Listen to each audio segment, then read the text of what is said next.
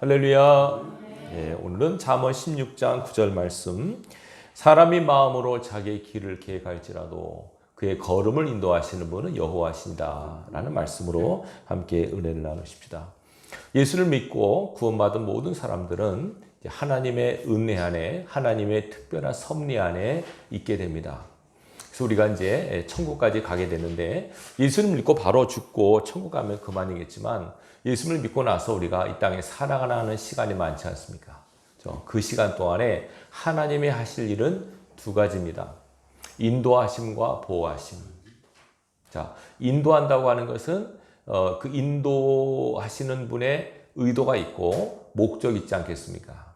자, 우리가 예수를 믿고 살아가면 우리 마지막 인생의 최종 정착지는 하나님 나라입니다. 천국이죠. 천국까지 하나님께서 우리를 인도해 가신다라고 성경은 말씀하고 있고, 그 인도하시는 그 삶의 여정 가운데 하나님의 동행하심으로 인해서 하나님께서 그 백성을 보호하신다고 약속하고 있습니다. 이거는 예수를 믿고 구원받은 모든 사람에게 똑같이 주어지는 하나님의 특별 은혜입니다. 여러분들도 지금 하나님의 인도와 보호하심 아래 있음을 믿으셔야 됩니다. 내가 느끼지 못한다고 해서 없고 아닌 것은 아닙니다. 하나님은 우리가 오감으로 감지할 수 있는 분이 아니시기 때문에 하나님이 어디 계셔 느끼지도 못하겠는데, 이렇게 하나님을 인식하는 습관이 돼서는 안 되고요. 하나님은 오직 성령 안에서 믿음으로 인식할 수 있는 분이세요. 그래서 하나님께서는 당신이 인식되기를 기뻐하십니다. 그래서 우리가 하나님을 자꾸 인정하고 고백하고, 그리고 그분을 신뢰하고 사랑하고 살기를 원하세요. 그러니까 우리가 이제 믿음이 없으면 하나님을 인식하는 능력이 약해져요. 그래서 하나님이 안 계신 것 같고, 뭐 하나님 주무시나? 어디 가셨나? 이런 느낌을 받을 그런 상황이 우리 앞에 벌어지기도 해요. 그렇지만 믿음을 갖고 믿음이 충만해지면, 하나님이 내 속에 계시는구나. 나와 함께 동행하시고 내 인생길을 같이 걷고 계시는구나 하는 확실한 믿음과 확증이 우리 마음 가운데 세워지게 돼요. 그래서 우리가 이 믿음으로 하나님 앞에 계속 천국 가는 그날까지 살아가는 것입니다. 자, 보십시오. 이제 올해가 벌써 15일, 오늘 1월 15일이죠. 또 이번 주, 다음 주가 또 구정이죠. 시간이 계속 흘러갑니다. 자, 우리가 신년에 여러분 개인적으로 올해는 이렇게 살아야지라고 신년 어떤 계획과 어떤 결심을 한 적이 있으십니까? 그러면 그 결심과 계획이 어떻게 지금 이루어지고 있습니까? 자, 인생을 살아본 사람들의 공통적 고백이 이겁니다. 삶이라고 하는 것은 내 마음대로 되지 않더라. 인생을 살아보니 내 뜻대로 이렇게 되길 원했는데 왜 이렇게 되지? 이런 사람이 되기 싫었는데 왜 이런 사람이 됐지? 나는 좀 이렇게 되고 싶었는데 왜 현실은 이렇지 않지? 거의 대부분이 자기의 계획과 뜻과는 다르게 현실이 이루어진 것을 볼 겁니다.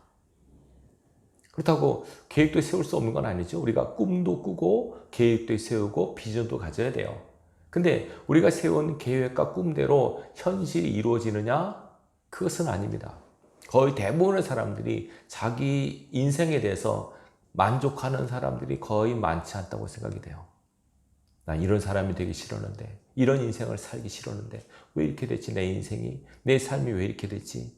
다 그렇게 자기 현재 삶을 보면서 안타까워하고 또 후회하기도 하고 슬퍼하기도 한다고 생각이 됩니다. 그렇죠? 이거는 대부분의 사람들이 공감을 할 겁니다. 자, 그러면 예수를 믿는 우리의 삶은 어떠한가? 성경은 우리 뭐라 그러냐면, 하나님께서 예수 믿고 구원받은 우리 삶을 인도하신다고 분명히 약속하고 있습니다. 아까 제가 목도 시간에 시편 23편의 말씀을 인용했죠. 여호와는 나의 목자시니 내가 부족함이 없으리로다. 그가 나를 푸른 초장에 누이시며 쉴 만한 물가로 인도하시는도다. 내가 사망의 음침한 골짜기로 다니지라도 사망의 음침을 두려워하지 아니함은 주께서 나와 함께 하심이라. 주의 지팡이와 막대기가 나를 안위하시나이다. 그렇죠? 하나님께서는 우리를 소생시키시고 자기 이름을 위하여 의의 길로 인도하신다고 약속하십니다. 무슨 길이요? 의의 길, 옳은 길로 인도하신대요. 그러면 우리가 이걸 정말 믿는다면 여러분들이 예수를 믿거나 지금 현재 나의 삶을 하나님이 인도하시는 결과구나 라고 믿고 받아들이셔야 됩니다. 내 뜻대로 내 소원대로 되지 않았다고 해도 하나님께서 인도하신 거야 라고 고백하는 사람이 믿음의 사람입니다. 왜냐하면 내 뜻이, 내가 바라던 내 소원이 꼭 하나님이 바라시던 것이 아닐 수 있기 때문에 그렇습니다. 나는 진짜 좋은 사람 만나서 멋진 집에 좋은 차 타고 짠하고 살고 싶은데 하나님께서는 그건 내 소원이고 내가 너한테 바라는 것은 그게 아니야 라고 하실 수가 있습니다. 그렇죠? 이 때문에 우리가 하나님 뜻을 알고 그 뜻에 맞춰서 삶을 살아가는 것이 지혜로운 사람이에요. 네. 거기에 삶의 괴리 때문에, 그러니까 내 꿈과 현실의 삶의 괴리 때문에 우리가 많이 힘들어하고 그것 때문에 눈물로 기도하기도 하고 부르짖기도 하고 시험도 들기도 하고 하거든요. 근데 성경을 가만히 보시면 하나님은 하나님의 백성을 하나님의 뜻대로 인도하십니다. 누구 뜻대로요? 네. 내 뜻대로 인도하지 않습니다. 만약에 내 뜻대로 된다 그러면 어떻게 되겠습니까? 내 소원대로 다 됐으면 좋겠다. 어릴 때, 저 어렸을 때만 해도 가끔은 이제 어르신들이나 부모님들 학교에서 야, 너 꿈이 뭐냐?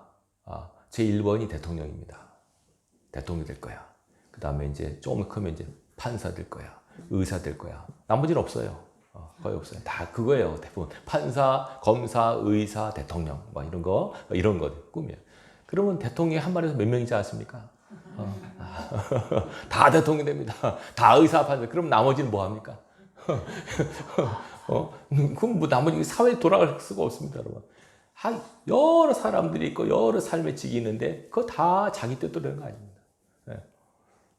자, 보십시오. 하나님은 우리를 인도해 가신다고 하는 대전제하에 여러분들이 잘 여러분의 삶을 복귀할 수 있길 바랍니다.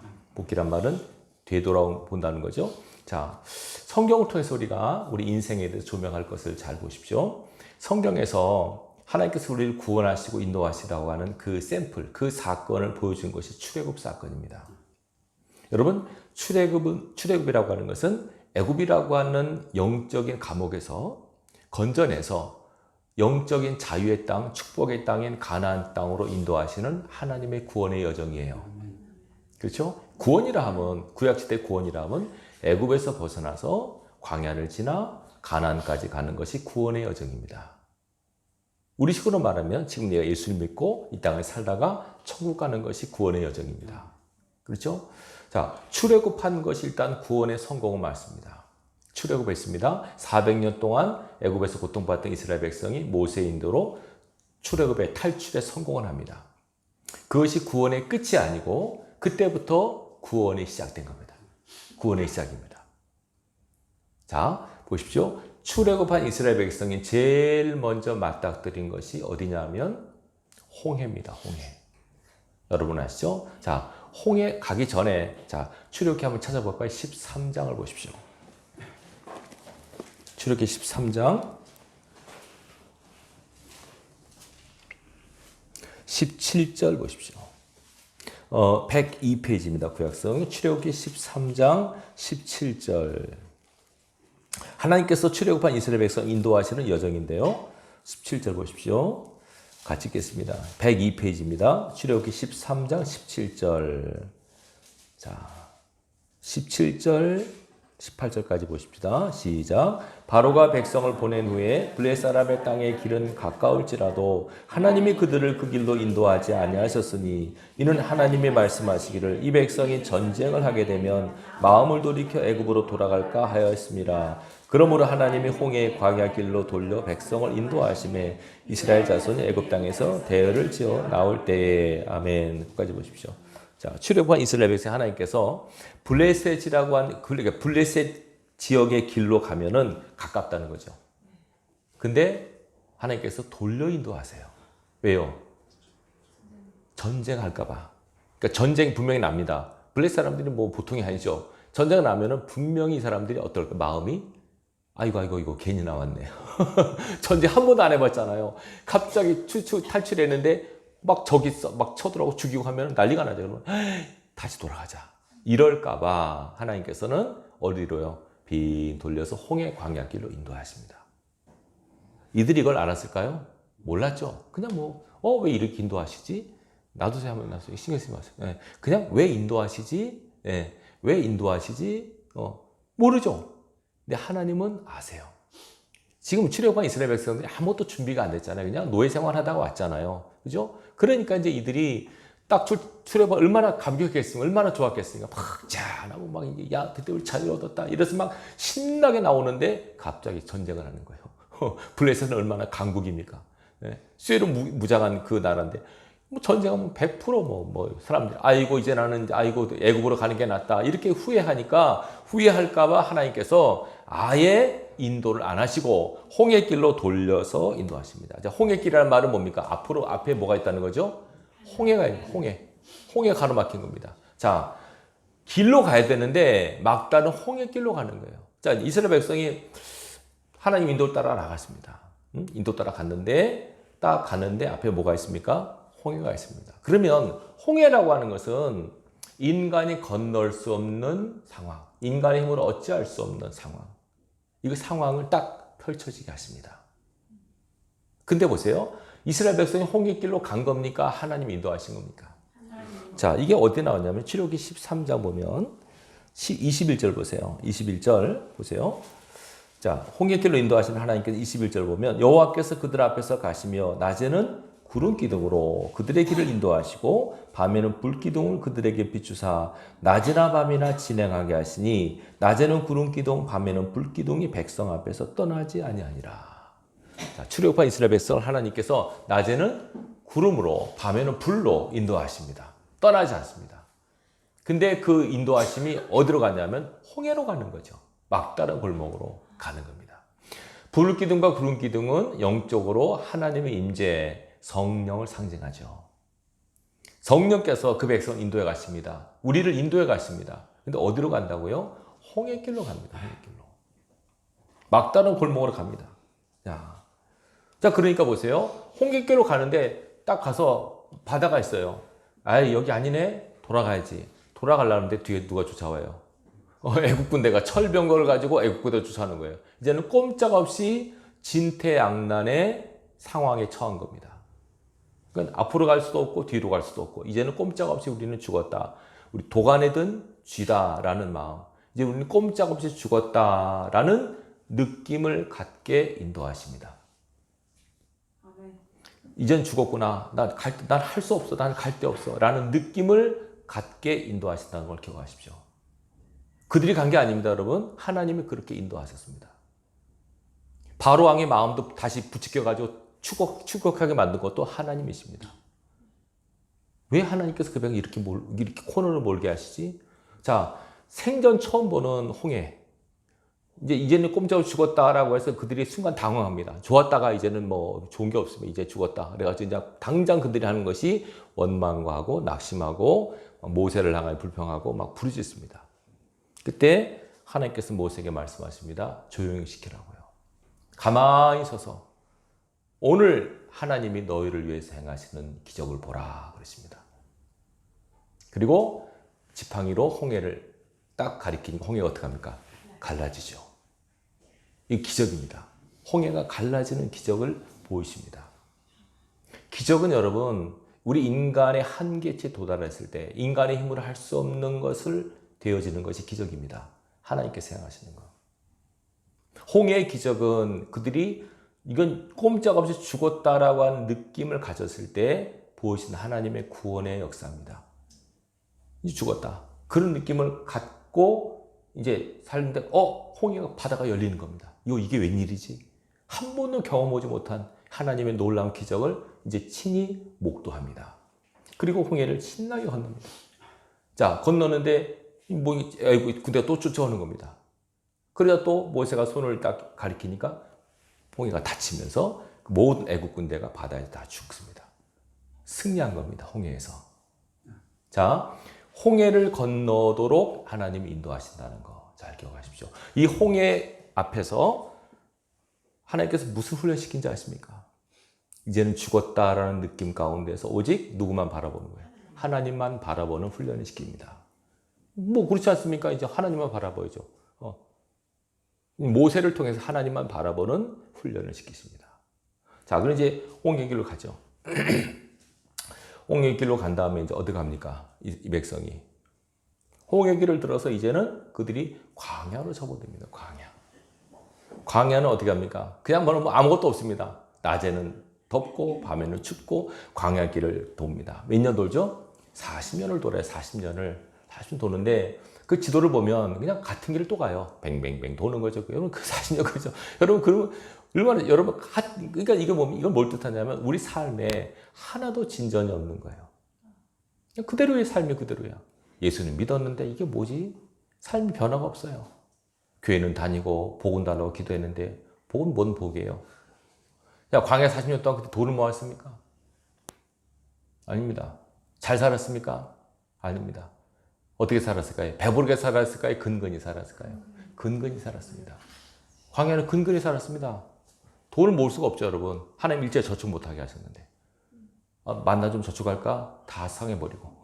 못하는 거예요. 그냥 고난 먹을 것만. 또 목도, 그냥 뭐, 물이 없으니까 막 물 달라고 하니까 또 물 주시고. 그냥 고난 먹고 고난 살 것만 그렇게 근근히 죽지는 않죠. 죽진 않아요. 그냥 근근히 살 수 있을 정도만 그렇게 살게 하십니다. 근데 그때도 여전히 하늘에는 구름 기둥, 낮에는 밤에는 불 기둥이 여전히 있었습니다. 하나님 분명히 동행하시는데 이게 뭐지? 여전히 그냥 광야길을 돕니다. 부자도 안 되고, 그다음 뭐 죽을 정도는 아니고 그냥 어찌어찌 사는 겁니다. 근데 삶의 변화는 없습니다. 이게 뭐지? 이게 하나도 삶의 진전이 없어요. 여러분 그 느낌 받습니까? 아무 열심히 벌어도 삶의 진전이 없어요. 뭐 돈도 안 늘어나고 재산도 늘어나지 않고 뭐 그냥 그대로 하는 거예요. 갔던 자리에 또 가고 갔던 자리에 또 돌고 똑같은 루틴을 할 때 여러분 지겹지 않습니까? 그죠? 밥도 여러분 계속 먹으면 지겨워요. 저는 이스라엘 백성이 대단하다고 생각돼요. 만나는 어떻게 40년을 먹지? 만나는 40년을 먹지? 아무리 맛있어도 똑같은 걸 못 먹어요, 이렇게 여러분. 만나고 이런 요리 저런 요리 해도, 그렇죠? 그래서 이스라엘 백성이 만나고 투덜거리는 거 10분 이해를 해요. 고기 먹고 싶다, 뭐 마늘 먹고 싶다, 10분 이해를 합니다. 어떤 사람은 그거 못 참는데, 못 참습니다, 여러분, 그거. 아무리 여러분 좋아해도 계속 그거 뭐 먹으시죠. 질리죠. 이전에 제가 아는 어느 집사님은, 교회에서 점심 때 수제비 같은 거 라면 나오면 절대 안 먹습니다. 피난 나올 때 열흘 동안인가 수제비만 먹었대요. 딱 질러가지고 그때부터 밀가루 하면 구토가 나온대요. 제가 속으로 해서 열흘 먹고도 구토하는데 40년 먹으면 어떨까?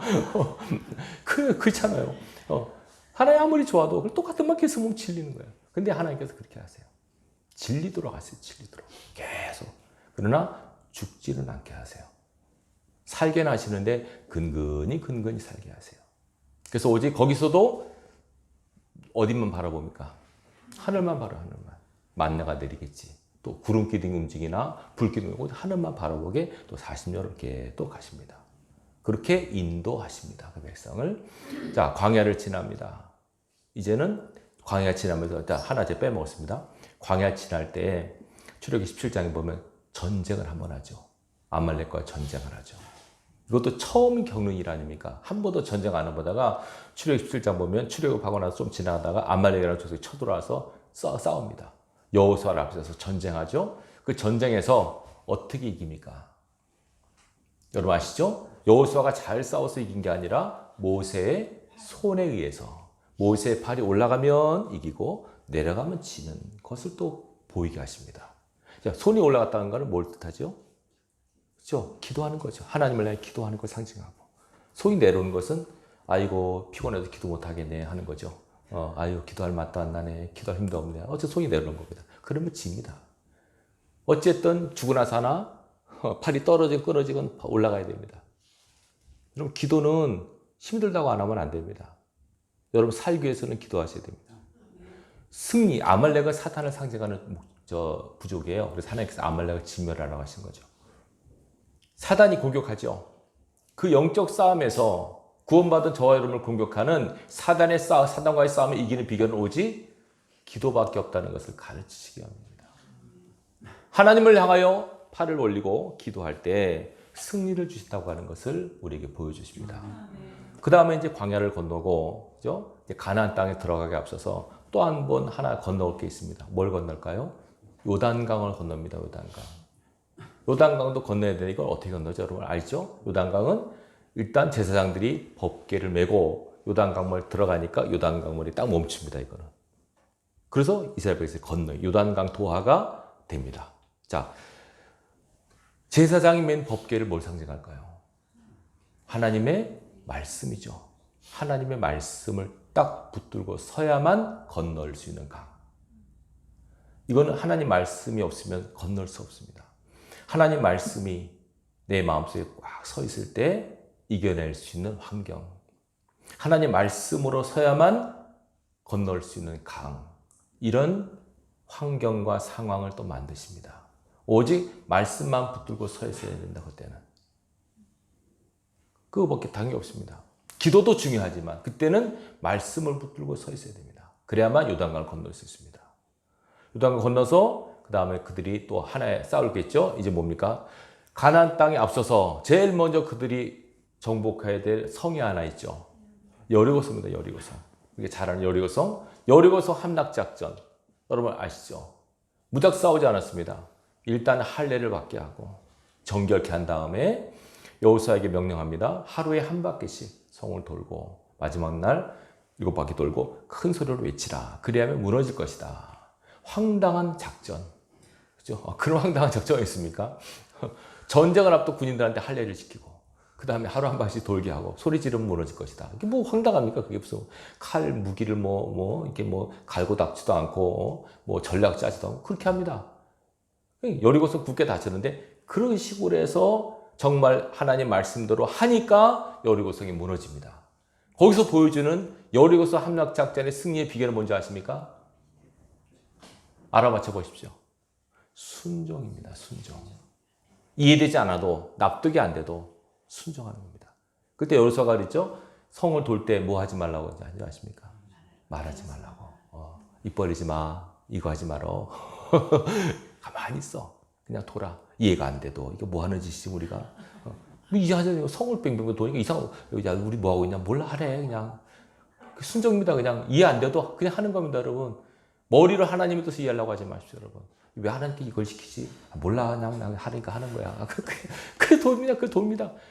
소리 지르래. 왜 소리 지르서 뭐 한대? 확 지르. 근데 희한하게 지르니까 무너지는 거죠. 순종이 승리의 비결임을 보여주시는 겁니다. 여러분. 자, 기도가 승리의 비결이고 말씀이 승리의 비결이고 순종이 승리의 비결임을 보여주신 사건들입니다. 자, 그리고 이제 가나안 땅에 들어갑니다. 마침내 여호수아를 앞서서 가나안 땅에 들어갑니다. 들어갔을 때 거기가 진짜 풍성한 땅이죠. 비옥가 땅이죠. 근데 아무도 없었습니까? 누가 살고 있습니까? 이건 듣도 보도 못한 이상한 사람이 살고 있는 겁니다. 거인들이 거인 갖다 비교해 자기는 뭐 같아요? 메뚜기 같은 거 메뚜기. 와, 참 유재석 코미디언이 들었으면 너무 웃을 뻔한데 우리가 메뚜기 같다는 거죠. 우린 메뚜기야. 우리는 메뚜기. 그렇게 보이는 겁니다. 갑자기. 이거 기가 막힌 거. 아니 하나님 이거 뭐 이렇습니까? 땅이 비옥하다서 왔는데 이게 뭡니까? 이건 우리가 그야말로 잽도 안 됩니다. 저 사람들하고는 우리가 이거는 상대도 안 됩니다. 그래가지고 벌써 그 겉모습만 보고 주눅이 들어가지고 막 통곡하지 않습니까? 자, 가나안 땅에 들어갔습니다. 근데 하나님께서 뭐라고 하십니까? 가나안 땅을 정복하라고 하십니다. 싸우라고 하십니다. 이 싸움이 영적인 싸움입니다, 여러분. 여러분 속에 7 족속이 있습니다, 여러분. 내 속에 가나안 족속, 히위 족속, 브리스 족속, 기르가스 족속, 여부스 족속들이 있습니다. 분노, 미움, 절망, 수치감, 열등감, 이런 것들 있잖아요. 여러분 마음 속에 하나님 나라가 세워지기 위해서 마음 속에는 영적 가나안 족속들과 싸우셔야 됩니다. 힘들지 모릅니다. 근데 하나님께서 제거 안 했습니다. 내가 다 치워줄 게 아닙니다. 너희가 싸우라고 그랬습니다. 이해되시겠죠? 싸우셔야 됩니다. 누구를 앞세워서? 여호수아를 앞세워서. 여호수아가 누굴 상징할까요? 예수님이죠. 예수님. 예수님의 구약 이름이 여호수아입니다. 원래. 하나님은 구원이시라고 여호수아. 여호수아를 앞세워서 이 전쟁에서 이기게 하십니다. 결국은 이기죠. 근데 하나님께서는 완전히 쫓아내라고 하셨습니다. 근데 그게 잘 안 됐죠. 여러분 속에 있는 가나안 족속을 완전히 쫓아내십시오. 이거 어떡하지? 도대체 안 되는 불가능한 거 아닙니다. 하나님이 하시면 됩니다. 하나님이 하시면 됩니다. 그래서 가나안 땅을 결국은 가나안 땅을 정복해서 이스라엘 백성이 거기서 이제 살게 됩니다. 이것이 하나님의 구원의 여정입니다, 여러분. 치루급한 이스라엘 백성을 그죠? 홍해를 건너게 하시고 광야를 지나게 하시고 아말렉과 싸우게 하시고 요단강을 건너게 하시고 여리고성을 무너뜨리게 하시고 가나안 땅을 이기게 정착하고 정복해서 정착하게 하시는 것이 하나님의 구원의 여정입니다. 이게 그렇죠? 자, 하나님께서는 그 시간 동안에 한 번도 그 백성을 떠나지 않으셨습니다. 우리는 그렇습니다. 하나님 나와 함께 하시면 다 만사형통이지 대길이지 그렇지 않습니다. 갑자기 아말렉이 쳐들어오지. 먹을 것은 없지. 먹을 건 떨어지지. 배는 고프지. 또 이거 갑자기 큰 난공불락의 성이 앞에 있지. 거인 족속이 앞에 나타나지. 이게 도대체 뭐지? 그렇지만 하나님께서 이 사건을 통해서 보여주신 건 뭐냐면 이것이 바로 너희가 가야 될 구원의 여정이란다. 를 보여주신 겁니다. 그럼 어떻게 하면 승리할까요? 제일 첫 번째, 기도. 아무리 강조도 지나치지 않습니다. 기도하셔야 됩니다, 여러분들이. 네. 항상 하늘을 주목하십시오.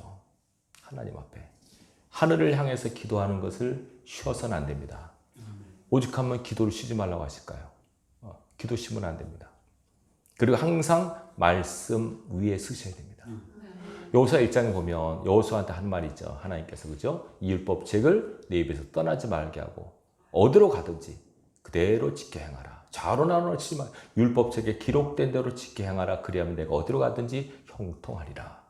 말씀 위에 서는 거, 말씀을 믿고 살아가는 것이 승리와 형통의 비결임을 말씀하고 있습니다. 굳게 서는 거. 흔들리면 안 됩니다. 말씀에 굳게 서라. 아무리 별일이 다 벌어져도 말씀에 너 자신을 굳게 세워서 믿음을 굳게 서서 좌우로나 흔들리지 말고 하나님만 바라보고 나가라. 여리고성에 있든지 가나안 족속 거인들이 서든지 개의치 말아라. 내가 너와 함께 한다는 걸 잊지 말아라. 아멘. 시편 23편 3절이죠. 약속하셨습니다. 하나님께서는 자기 의를 위하여 자기 이름을 위하여 우리를 의의 길로 인도하신다고. 사망의 음침한 골짜기가 내 앞에 있습니다. 여러분. 지나온 분들도 있고 그 길로 가실 분들도 있습니다. 그러나 하나님께서 함께 하심을 기억하십시오. 하나님의 막대기와 지팡이가 나를 안전하게 보호하신다고 하는 믿음으로 그 길을 걸어가십시오. 결국은 승리합니다, 우리가. 근데 우리가 그 길을 걸어감에 있어서 잘 들으십시오. 이 신앙의 길을 걸어감에 있어서 조심할 거. 항상 우리 길은 그죠? 한 갈래 길만 있는 게 아닙니다. 계속 가면서 선택을 해야 되거든요. 선택해야 돼요. 그 선택할 수 있는 주권이 나한테 있어요, 하나님께서는. 그러면서 우리에게 조심하라고 합니다. 항상 길이요, 물론 여러 가지가 있지만 요약하면 이겁니다. 쉬운 길이 있고 어려운 길이 있습니다. 넓은 길이 있고 좁은 길이 있습니다. 어느 쪽으로 가라고 하십니까? 하나님께서는 힌트를 주었죠. 좁은 길로 가라. 우리는 이게 내 적성상 안 맞는데 나는 편하게 하고 싶은데 난 쉽게 돈 벌고 싶고 쉽게 하고 싶은데 근데 하나님께서는 그렇게 하지 말라고 하십니다. 그 위험하다고 하십니다. 조금 내가 힘들고 버겁더라도 이렇게 쪽으로 가는 것이 하나님께서 역사할 수 있는 확률이 훨씬 높습니다. 좁은 문 좁은 길로 가라고 계속 권면하고 있습니다. 여러분. 신앙하면서 여러분 조금 손해되는 일, 손해되는 삶을 살도록 애를 쓰십시오. 너무 편하고 쉬운 것만 찾다가는 진짜 망하기 쉽습니다. 그리고 조금 내가 힘들고 어렵더라도 그죠? 손해보는 일, 좀 힘들어 보이는 일 쪽으로 선택하고 하다 보면 반드시 하나님의 그 끝은 생명과 영생을 약속하십니다. 굉장히 조심해야 됩니다, 이거는. 많은 사람들이 쉽고 편하게, 좀 힘들고 어려우면 막 투정 부립니다. 그렇게 하면 안 됩니다. 사단이 그 길로 우리 유혹하거든요. 야, 이리 와, 이게 편해. 이쪽으로, 얼마나 좋아. 이게 이쪽으로 와. 그리로 빠지면 그야말로 사망의 길로 갑니다. 쉽고 편한 쪽으로 절대로 그쪽으로 선택하지 마십시오. 그리고 또 하나, 내 이득을 위해서 움직이지 마십시오. 따라하십시오. 내 이득을 위해서 움직이지 말자. 네. 이거는 하나님께서 싫어하십니다. 자기 이득이 아니라 하나님의 자기의, 다시 말하면 내 이득, 내 편함, 나 중심적인 움직임과 삶을 살면은 끝은 망하기가 쉽습니다. 그래서 여러분, 이런 것 때문에 하나님께서 너를 죽여야 되고, 너를 버려야 되고, 너를 낮춰야 되고, 복종, 계속 그 말씀하신 겁니다. 우리 인간은 본능적으로 쉽고 편하고 싶어요. 그리고 다 그렇죠, 여러분. 네? 다 쉽고 편하고 싶어요. 근데 그렇게 되다간 사단이 쳐는 올무에 걸리기가 십상이기 때문에 조심하라고 하십니다. 항상 주님께서는 좁은 길로 가고 협착하지만 그 길로 가고 너 자신의 이익이나 편리를 위해서 그 길을 선택하지 말라고 하십니다. 힘들고 버겁고 좀 너무 힘들다 그래도 그쪽으로 가고 하라고 우리에게 말씀하십니다. 그러니까 여러분, 이거 인간의 본성과 대치됩니다. 이게. 그래서 영과 육의 대치와 싸움이 일어난 겁니다. 여러분들이 좁은 문 좁은 길을 걸어가면서 찬송할 수 있는 사람이 진짜 신앙입니다. 우리는 넓은 문 넓은 길로 갈 때 하나님을 찬송하죠. 근데 그게 아니고 좁은 문 좁은 길로 가면서 찬송하는 사람은 진짜 믿음의 사람입니다. 그래야만 하나님께서 그 끝을 보장하십니다. 더 하나님의 케어가, 하나님의 임재가 훨씬 더 강하게 느껴집니다. 여러분, 좁은 길로 걸어갈 때, 좁은 길로 걸어갈 때. 이스라엘 백성으로 보세요. 한 번도 편안한 길이 없어요. 오히려 편안하다고 따지자면 애굽에서가 제일 편했어요. 애굽에서 제일 편해서 애굽에서 그냥 주어질 일만 하면 되니까. 근데 가장 중요한 자유가 없잖아요. 구원은 자유를 뜻하거든요, 여러분. 자유가 없어요. 구원을 받았어요. 자유를 얻었어요. 그러나 자유에 대한 값을 우리가 치러야 돼요. 물론 주님이 치르셨지만 삶의 여정에서는 여러분 계속 여러분이 얻은 구원의 값을 치르셔야 돼요. 내가 구원받았기 때문에 하고 싶어도 해서는 안 될 일이 있고, 어떤 걸 참아야 되고, 어떤 걸 기다려야 되고, 속이 상해도 견뎌야 돼요. 그 구원의 값입니다, 그게. 내가 구원만 안 받아도 가만두나 봐라. 구원받았기 때문에 내가 참아야 되고, 내가 예수 믿는 것 때문에, 내 예수님 때문에 내가 견뎌야 돼, 참아야 되죠. 예수님 아니면 벌써 저 사람 없었는데, 그냥 벌써 치워버렸는데, 예수님 때문에 내가 참았지. 내가 모든 견디는 때로 서러움, 속상함, 억울함 이런 것들 있죠. 다 이것이 구원의 값입니다, 여러분. 여러분 이걸 지불하셔야 됩니다. 주님께서 그렇게 하셨어요. 주님께서 그 길을 걸어가시면서 다 당하셨잖아요. 다 지불하셨어요. 그것이 주님을 믿는 거예요, 여러분. 예수 믿으면서 억울함 안 당하려고 하고, 수치 안 당하려고 하고, 조롱 안 당하려고 하고, 다 존경받고 칭찬받고 박수 받으려고 그래요. 그러면 예수 믿으면 안 됩니다, 그런 사람은. 예수 믿어서 무슨 이득을 보려고 합니까, 여러분?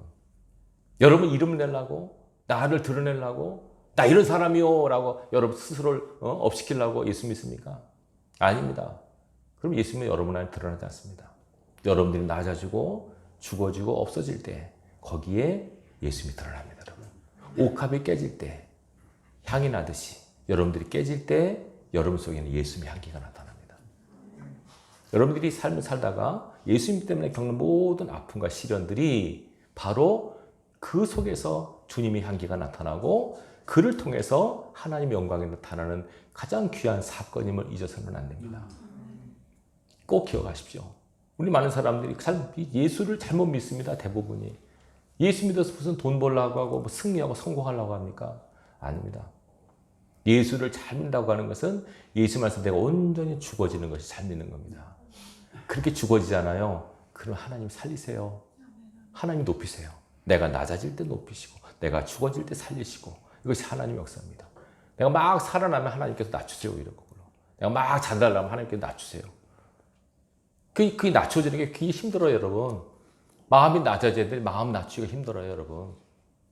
진짜 그래요. 그런 걸 많이 봤어요, 여러분. 잘 살다가 갑자기 팍 어렵게 돼요. 막 돈이 없는 것도 힘들지만 서럽다는 거예요. 슬프다는 거예요. 억울하다는 거예요. 광야 40년 이후 여러분 신명기 8장 3절 아시죠? 왜 40년 돌게 했다고? 그의 마음을 낮추려고 하는 거예요. 마음을 낮추는 거예요. 마음이 낮아지면은요, 항상 감사해요. 그걸 겸손하게 돼요. 항상 하나님 앞에 감사합니다. 겸손하고 고맙습니다. 그 마음 갖고 살아가게 돼요.